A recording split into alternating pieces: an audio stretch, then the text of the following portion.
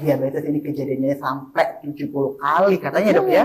Benar. Sebenarnya apa dok yang melatar belakangi hal ini bisa terjadi sampai meningkat 70 kali ya dok?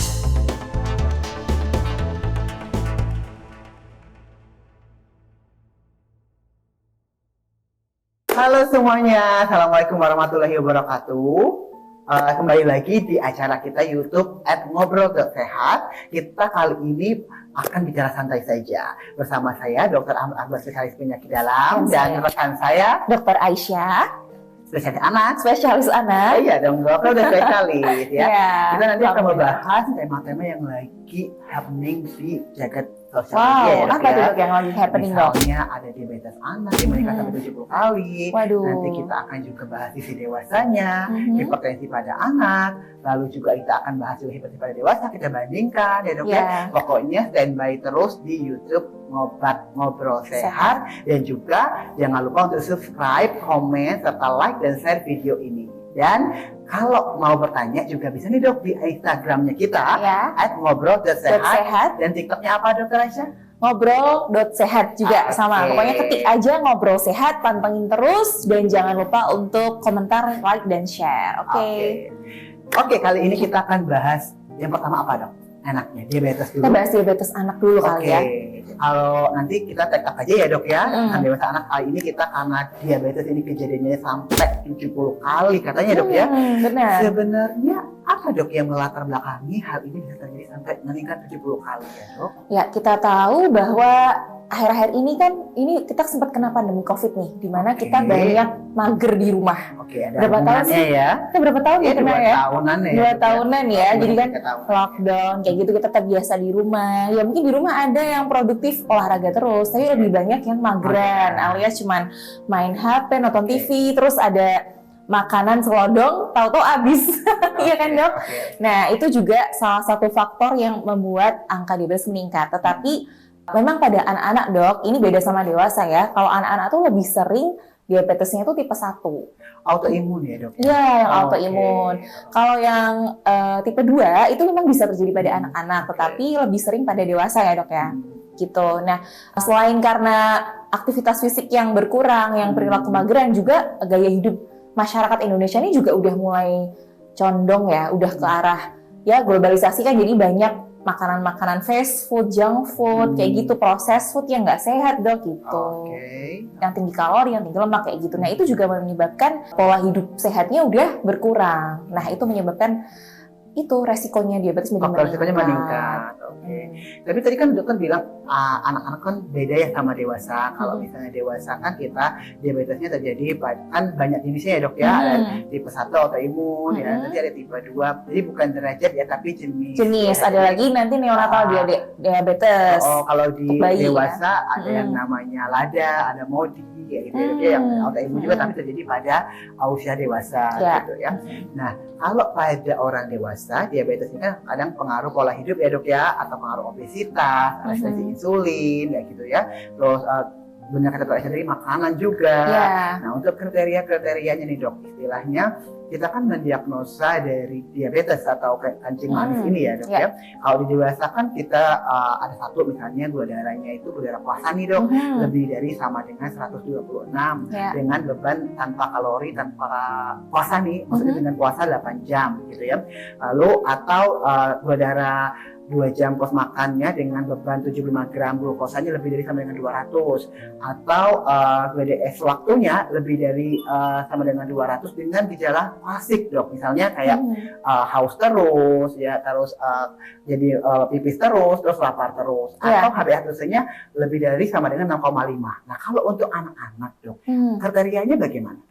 Sebetulnya kriterianya hampir sama. Sama ya. Asalkan ada gejala-gejala tadi ya, yang polifagi, poliuri, polidipsi, alias banyak makan, banyak minum, banyak kencing, terus badannya banyak makan tapi kok malah berat badannya turun gitu, anaknya malah tambah kurus, terus lemesan kayak gitu. Ya itu harus ada gejala itu dulu. Kalau udah kita periksa pemeriksaan penunjangnya sama sih sebenarnya, pada dewasa pun sama. Harus ada kriteria gula darah puasa tadi yang lebih dari 126, gula darah sewaktunya tadi ya, lebih dari 200, kemudian HbA1c, semuanya kita periksa kayak gitu. Oh, sama ya, Dok, dan juga biasanya untuk menentukan ini tipe yang mana juga kita periksa si peptide gitu. Tapi itu nanti lebih ke terlalu subspesialistik ya itu ya. Maksudnya itu nanti kita kalau misalnya menemukan gejala yang haus terus, makannya banyak, pipis terus, maka harus tetap periksa pada dokter ya, Dok ya, untuk screening hal tersebut apakah ini benar terjadi DM atau hanya toleransi glukosa terganggu saja.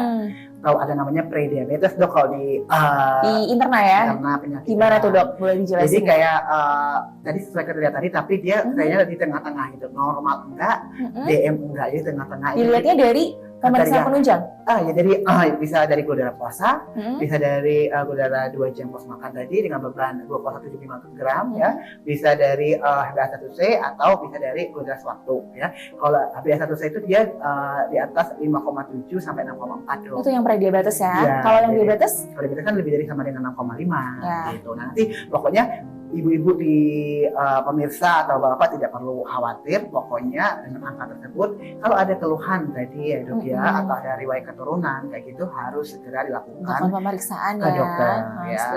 Oke, karena kalau terlambat bahaya nggak sih, Dok, kayak gitu kan? Bahaya banget, Dok. Jadi kayak istilahnya orang kadang bilang, kenapa sih, Dok, saya harus berobat rutin sedangkan ini kan tidak bisa sembuh gitu ya. Dan ini seumur hidup ya ini sebenarnya ya.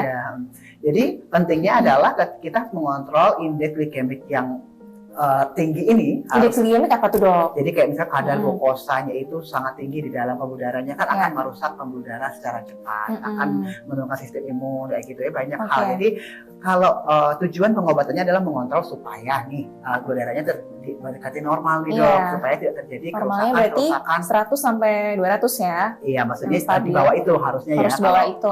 Jadi harus di bawah 126 lah kalau idealnya ya. Tapi kalau misalnya dengan pengobatan 140 sampai 150 itu masih tolerir ya. Nah, pentingnya apa nih, Dok? Kalau banyak banget pemikir-pemikir masyarakat yang ngapain sih aku minum obat, nggak kasihan sama ginjal aku untuk penyakit yang istilahnya sudah jelas-jelas tidak bisa sembuh gitu ya, Dok ya. Jadi kita harus mengedukasi. Jadi edukasi dari pasien ini harus benar-benar, Dok, bahwa ini bukan seperti penyakit flu yang bisa sembuh sekaligus sekali pengobatan. Nah, justru ada yang ngerasa gini, Dok, saya udah sembuh, kan katanya diabetes nggak bisa sembuh ya, seumur hidup gitu. Ada yang bilang, Dok, tapi kata titik-titik ini bisa sembuh gitu, dan saya udah sembuh nih, nggak minum obat. Ya itu tadi ya, tergantung tingkatan diabetesnya. Dan diabetes tipe 2 tuh nggak harus dengan insulin ya, Dok ya? Iya, nggak harus dengan obat juga. Iya, nggak harus dengan obat juga, asalkan dia terkontrol pola makan yang bagus, aktivitas fisiknya juga dijaga. Selama gula darahnya itu terkontrol, ya dia tampaknya tampak sehat, tampak baik-baik aja, berarti sebenarnya tidurnya terkontrol. Tapi ketika dia lama tidak periksa ke dokter, plus nggak pernah monitoring gula darah, suatu saat akan jatuh ke fase yang komplikasi, Dok. Apa tuh, Dok, komplikasinya, Dok? Jadi gini, kalau kita bicara tentang penanganan tadi ya, Dok ya, pelaksanaan tadi benar kata Dr. Aisyah, ada 4 pilar ya. Kalau dari dewasa itu adalah edukasi. Pasien harus teredukasi dengan baik bahwa pasien ini diabetes nih, kronis, bukan yang seperti flu yang bisa sembuh. Dan dia juga akan sadar tentang penyakitnya. Kedua, dengan aktivitas fisik ya. Aktivitas fisiknya apa, Dok? Yang disarankan apa nih? Apa aja olahraga yang dia sukai, asal tidak ada bisa nyeri sendi ya, jangan lari, harus senang aja gitu. Pokoknya olahraga, fisiknya aktif ya, terus untuk meningkatkan sensitivity insulinnya ya. Terus yang kedua dengan diet yang rendah karbohidrat, rendah gula tentunya ya, Dok ya. Nah, kalau dengan 3 pilar ini dia terkontrol, pasti kan belum ada tempat untuk membantu dengan obat-obatan. Benar. Tapi kalau misalnya tidak terkontrol, nah ini harus dibantu dengan obatan atau insulin, Dok. Jadi harus menjaga gula darahnya dalam batas range yang normal tadi atau mendekati normal. Obat-obatan itu bisa ada yang oral ya, Dok ya, nggak harus yang suntik insulin ya. Nanti ada indikasinya gitu. Jadi obat-obatan dulu, kalau misalnya memang belum adekuat, baru ditambah yang suntik insulin ya. Nah, ini berbeda sama yang DM tipe 1 yang pada anak-anak. Kalau yang tipe 1 itu dia autoimun, Dok. Jadi dia memang tubuhnya nggak bisa memproduksi. Kalau yang tadi kan kasusnya dewasa nggak sensitif, jadi punya, cuman nggak mau keluar gitu. Jadi memang kalau anak dengan DM tipe 1 tuh harus suntik insulin seumur hidupnya gitu. Jadi gitu dok, benang merah diabetes kalau pada dewasa intinya penanganannya harus dengan 4 pilar tadi ya dok ya. Edukasi dengan baik, diet yang terkontrol, olahraga yang rutin dan dibantu dengan obat-obatan bila dengan 3 pilar pertama tidak teratasi. Kalau dari anak-anak sama ya dok ya? Sama sih, kalau saya sebutannya 5 pilar ya. 5 pilar pertama injeksi insulin itu wajib karena kan dia nggak bisa produksi insulin ya. Dan sehari itu 3 kali dok, kasihan juga ya sebenarnya. Jadi injeksi insulin itu pagi, siang, sore, kan makannya 3 kali ya. Terus saat akan mau tidur itu yang insulin yang long acting, Femir. Nah yang kedua itu tadi atur pola hidup sehat dengan pola makan. Jadi memang diatur karbohidratnya sehari berapa dengan komposisi karbohidrat 50%. Kalau anak lebih itu ya dok ya, lebih perhitungannya nanti agak membutuhkan karena ahli ya. Benar, harus dengan dokter anak yang kalau bisa yang subgizi juga atau dokter anak juga udah bisa ya untuk menghitung kalorinya. Dan kalau anak-anak kan tubuh berkembang ya dok ya, jadi setiap bulan dia akan naik berat badannya dia. Jadi hitungannya sesuai berat badannya. Beda kalau dewasa kan udah stagnan gitu kan gitu. Terus yang ketiga memang dengan itu tadi sama ya, olahraga teratur, aktivitas fisik. Yang disarankan sih olahraga yang aerob, terserah mau lari, mau renang, mau jalan, 30 menit lah minimal sehari kayak gitu. Nah ini mungkin tantangan buat mama papa di rumah ya. Jadi kita tuh nggak bisa ngasih tahu anaknya untuk adik olahraga ya gitu. Kalau kita sendiri nggak ngasih contoh gitu. Jadi kan children see, children do ya. Ya mama papanya harus ngajakin olahraga, harus ngontoin ya gitu, bener gitu. Senam bareng, sepeda bareng gitu ya kayak gitu. Terus yang selanjutnya edukasi seumur hidup. Jadi memang yang namanya diabetes kan nggak bisa disembuhin ya dok ya, cuman bisa dikontrol gitu. Kita harus sering-sering ngasih tahu, ngingetin pasien, motivasi pasien.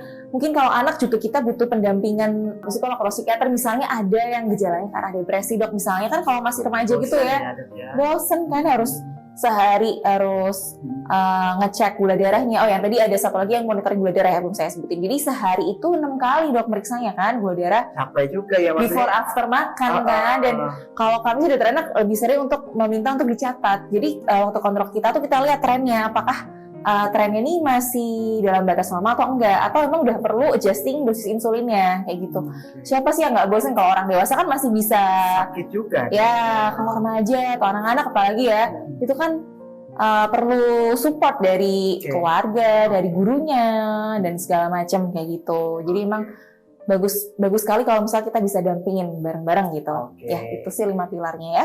Jadi sudah sangat jelas tadi ya penanganan pandangan dari diabetes pada orang dewasa sama pada anak-anak ya dok ya. Semoga video YouTube dengan tema diabetes pada anak dan dewasa ini dapat membuat menjadi sebuah referensi orang tua dan juga orang dewasa, anak-anak juga ya dok ya, untuk pemirsa setia dari Ngobrol Sehat ya dok ya.